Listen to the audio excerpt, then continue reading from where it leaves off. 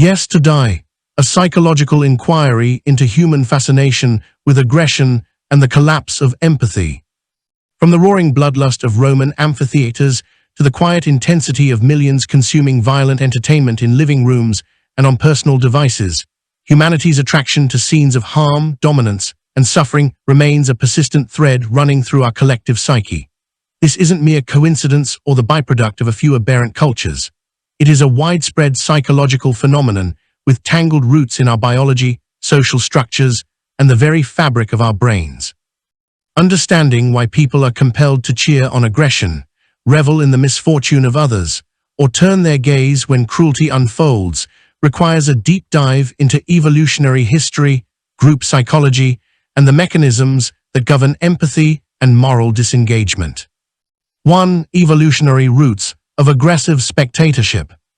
Long before the advent of Colosseums or cinematic violence, early humans navigated perilous environments where survival often hinged on strength, alertness to threat, and the ability to read the social order. Displays of aggression, whether in direct combat or through more subtle contests of will, served crucial adaptive functions, facilitating the protection of resources, the maintenance of group safety, and the establishment of dominance hierarchies. 1.1. Dominance as a survival mechanism. For our ancestors, aggression was rarely senseless. Rather, it was a tool for securing food, defending territory, and preserving the cohesion of the group. Those who could assert dominance or align themselves with powerful allies often enjoyed greater access to resources and reproductive opportunities, shaping the course of natural selection. Observing violent encounters wasn't just entertainment. It provided a real-time education in social dynamics, teaching who could be trusted, who posed a threat, and which individuals commanded respect. This legacy is etched into the neural architecture of the human brain. The amygdala and related circuits still respond with heightened activity when we witness scenes of aggression, underscoring the enduring potency of these survival instincts. 1.2. The predator-spectator instinct. Our perceptual systems are primed to notice danger, a trait that once kept us alive in an unpredictable world. The spectacle of violence, be it a predatory hunt, a duel, or modern depictions of conflict, captures our attention with magnetic force. Even if we do not consciously desire harm, the ancient circuits in our brains demand vigilance. We are compelled to watch, to analyze, to understand the dynamics of threat and power. This attentional bias persists today, explaining why people are so often drawn to media depicting violence or real-world events that involve suffering. In some cases, the inability to look away is not so much about enjoyment, but about the overwhelming pull of our evolutionary heritage. 2. Social identity and the dehumanization of the weak. The frenzied cheers of ancient crowds as a gladiator was struck down are more than historical curiosities. They reveal a recurring pattern in human social life. At the heart of this pattern is the capacity for dehumanization, the psychological distancing that enables individuals to see others as less than fully human, and therefore as suitable targets for cruelty or neglect. 2.1. Group cohesion through shared hostility. Hostility directed at outsiders, be they competitors, strangers, or vulnerable individuals, serves as a powerful adhesive for group identity. By uniting against a common target, group members experience a surge of solidarity and a temporary suspension of personal moral inhibitions. This dynamic is not limited to the past. It plays out in contemporary settings, ranging from online harassment campaigns and public shamming rituals to the enjoyment of reality television that humiliates participants.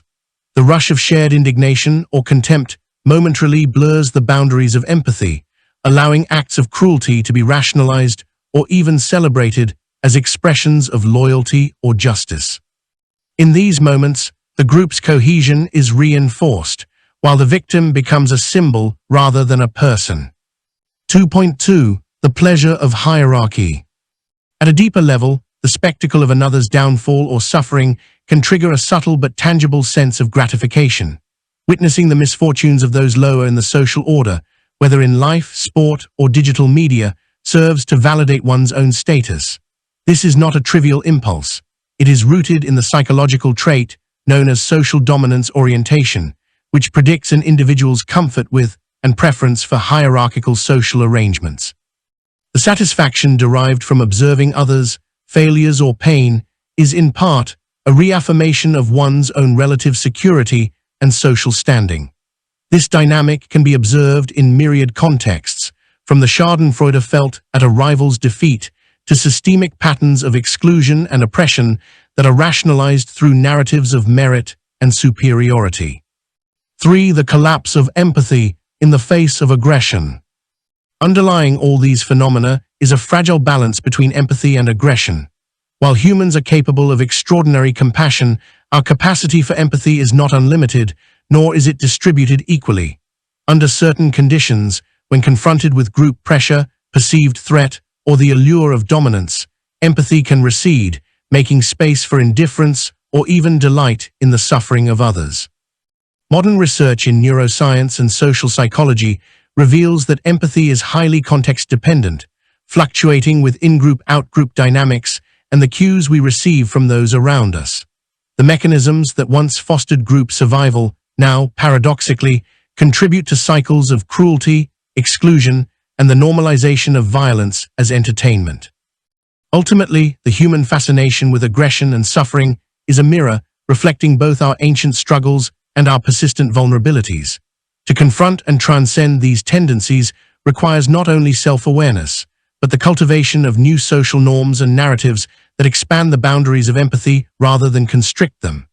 Only then can we hope to move beyond the age-old spectacle of cruelty that has so often defined the human story. 3. Neurological mechanisms behind aggression and cruel enjoyment. Our collective fascination with violence and cruelty isn't simply a matter of cultural inheritance or moral decay. It's deeply rooted in the biology of our brains. The ancient circuitry that once pushed our ancestors to compete, survive, and dominate still shapes our reactions and desires today, often beneath the surface of conscious thought. 3.1. Dopamine and the arousal of violence. When we witness aggression, especially when it's wrapped in competition, unpredictability, or high stakes, our brains respond with a surge of dopamine, the neurotransmitter tied to pleasure and reward. This neural response is magnified when the aggression is socially sanctioned, gamified, or framed as a righteous contest. The anticipation of seeing a winner and a loser, of witnessing the drama of struggle and defeat, can be genuinely intoxicating, not unlike the rush people get from gambling or other risky behaviors. Over time, repeated exposure to such scenarios can wire the brain to crave these moments of violent excitement, making it easier to ignore the suffering involved. This pleasure pathway can overpower our natural capacity for empathy, nudging us to seek out or even relish the spectacle of harm. 3.2. Empathy suppression. Empathy is not an automatic, all-encompassing reflex. Rather, it is selectively triggered and easily influenced by whom we perceive as worthy of compassion. The brain's emotional circuits tend to reserve empathy for those we see as similar to ourselves, our in-group, while dampening the response when encountering outsiders or those who have been labeled as deserving of pain. Neuroscientific studies show clear differences in how our brains react to the suffering of in-group versus out-group members. Social cues, rituals, and group narratives all play a role in shaping whom we empathize with and whom we exclude. When a crowd chants or cheers for someone's downfall, it's not just an absence of feeling. It's an active, collective process of shutting down empathy, sometimes even transforming it into satisfaction or glee. The social approval of cruelty can make it easier to rationalize and participate in acts we might otherwise find abhorrent on our own. 4. Moral disengagement, how people justify supporting harm. Albert Bandura's work on moral disengagement reveals the subtle psychological gymnastics ordinary people perform to reconcile their actions or support for harm with their self-image as decent individuals. People find creative ways to sidestep guilt or shame, blaming the victim for their fate. They brought it on themselves, minimizing their own role by pointing to group participation. Everyone's doing it, stripping the target of their humanity, they're not really like us, or deflecting responsibility onto rules and authority. I'm just following orders, or "that's how the system works." These rationalizations are not only common in history's darkest moments, but also in everyday life, in workplaces, schools, and online communities. When violence or punishment is reframed as entertainment, justice, or tradition, the boundaries of acceptable behavior can shift dramatically. Cruelty, once justified, can become normalized and even pleasurable as people align their moral compass with the prevailing group narrative. 5. Modern manifestations of ancient cruelty. Despite millennia of social evolution and moral philosophy, the psychological machinery that fueled the bloodlust of the Roman Colosseum still hums along in the background. It has simply adapted to new environments and technologies, finding fresh outlets for ancient impulses. 5.1. Digital aggression. The internet has unleashed a new arena for aggression, amplifying it far beyond what was possible in any ancient amphitheater. Online anonymity and the vast scale of digital platforms allow individuals to join in public shamings, harassment, and mob pylons with little risk of personal consequence. The detachment of screen-mediated communication further dulls empathy, making it easier to dehumanize targets and derive satisfaction from their humiliation. Algorithms may even nudge us toward outrage and conflict, rewarding aggressive engagement with more visibility and social validation. The digital world thus accelerates and magnifies our innate tendencies toward group-driven cruelty. 5.2. Entertainment and violence.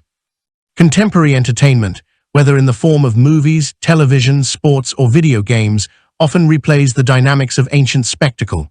While the blood may be simulated and the stakes fictional, the psychological appeal is much the same. Audiences are drawn to stories of dominance, revenge, and the ritualized defeat of a villain or underdog. The emotional script is familiar: anticipation, tension, catharsis, and release. These narratives provide safe outlets for aggressive impulses, but they can also blur the line between empathy and schadenfreude, normalizing the pleasure of seeing others suffer or fail for our amusement. 5.3. Social punishment culture. In both physical communities and online spaces, the instinct to punish those who falter or violate group norms is alive and well. People are quick to join collective denunciations, shamming campaigns, or exclusionary rituals, often with righteous indignation. The speed and intensity of these pylons can mirror the frenzy of an ancient mob, with a single misstep triggering disproportionate retribution. Social media, in particular, allows for rapid escalation and widespread participation, turning individual moments of weakness or error into public spectacles. These dynamics reinforce group cohesion by identifying and castigating outsiders or transgressors, but they also perpetuate cycles of cruelty and exclusion. 6. The dark core: why humans struggle with compassion for the weak. Psychologists have identified a cluster of personality traits, sometimes called the dark factor or D-factor, including narcissism, Machiavellianism, psychopathy, sadism, entitlement, and a general tendency toward cruelty. People high in these traits are not just indifferent to the suffering of others, they often derive actual pleasure from it, especially when it involves a drop in someone else's status or power. This dark core is present to varying degrees in the population and can be activated or suppressed depending on environment and social context. Yet it's a mistake to think these tendencies are limited to pathological individuals. Research and history show that most people, under certain circumstances, are capable of participating in or supporting cruelty. All it takes is a group that legitimizes aggression, a bit of emotional distance from the victim, a target who is seen as weak or deserving, and a story that frames the harm as justified or necessary. In such environments, regular individuals can find themselves swept up in the thrill of collective punishment, echoing the ancient chorus that once demanded blood. Conclusion. Our fascination with aggression and the downfall of the vulnerable is not a superficial quirk of culture. It is anchored in the deep architecture of our minds and the evolutionary pressures that shaped human societies. The spectacle of the Colosseum did not create these impulses, it merely gave them a stage. Across time and civilizations, the urge to witness, participate in, or rationalize cruelty has found new forms, from digital mobs to reality television. From social ostracism to institutionalized punishment. Understanding the roots of these impulses does not excuse them. Rather, it underscores the immense challenge of cultivating compassion and restraint in the face of our darker instincts. True moral progress depends on conscious effort, on the deliberate cultivation of empathy, the questioning of group narratives, and the courage to stand apart from the crowd when cruelty becomes the norm. Without such vigilance, we risk perpetuating the same cycles of aggression, exclusion, and moral disengagement that have echoed through human history. To resist the ancient call of the crowd, to say no to the pleasure of another's pain, remains one of our greatest moral challenges.